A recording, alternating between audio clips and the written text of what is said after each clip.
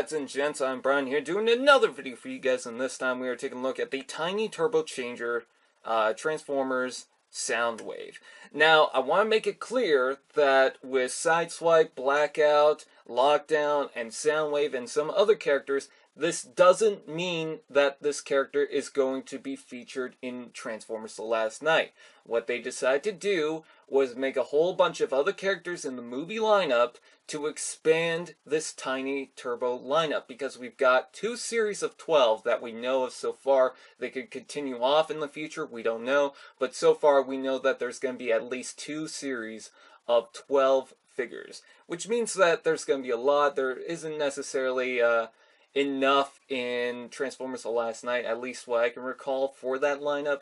So they decide to repaint a couple of the toys. We're going to get 2 versions of Optimus Prime, last I count, 2 versions of Bumblebee, 2 versions of Grimlock, and then we're going to have a lot of other characters from past Transformers. I believe we're even getting a Thundercracker. We already have the Starscream, so there's that. I just want to make that clear. So anyways, with that said, here is Soundwave, and he is based on Dark of the Moon. And he is meant to transform into a Mercedes, but I don't think they have the rights to that specific Mercedes. Now, people can argue that they do have the rights to Mercedes. Drift is a Mercedes. They can easily make this into a Mercedes. They have the rights to that one, but I'm not sure about the version that was in Dark of the Moon. They probably lost the rights a long time ago, so they decided to make a car that's just kind of similar, or just something at least for Soundwave. I mean, this is a tiny turbo little guy, little tiny figure, so do you really think that they're going to try and get the rights back just for this little tiny figure? I don't think so. Anyways, with that said, it looks pretty cool, I'll give it that. He's got black windows on the side, but not on the front. I can understand why they decided to do that, considering that it breaks like that. Nothing tabs into place, which is unfortunate for Soundwave, because as you can see on the front of that, it doesn't really hold together in place, and even when you're holding this around and just doing whatever with it, it all seems to disconnect, especially with the front. I don't think that was built well, in my personal opinion. This is a rubbery type of plastic, so just keep that in mind. It does remind me of the tiny turbo plastic type figures. You do get a gray dot inside the tires of these. The front tires is what I'm talking about, but the back tires don't have that. That's because that is using a pin. So in case you guys were curious on that, that's why it looks like that. Just overall, it's pretty cool. I kind of dig it. It's not bad. So anyways, with the transformation, what you want to do is lift this up for right now just to get at the entire top of the car and swing that up. Next, what you want to do is extend out the arms like so. Next, what you want to do is flip down the grill like so and rotate that around.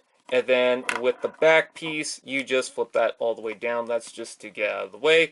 And there is Soundwave in his robot mode. He's pretty cool. Now, he is a duller gray plastic compared to the Sideswipe figure.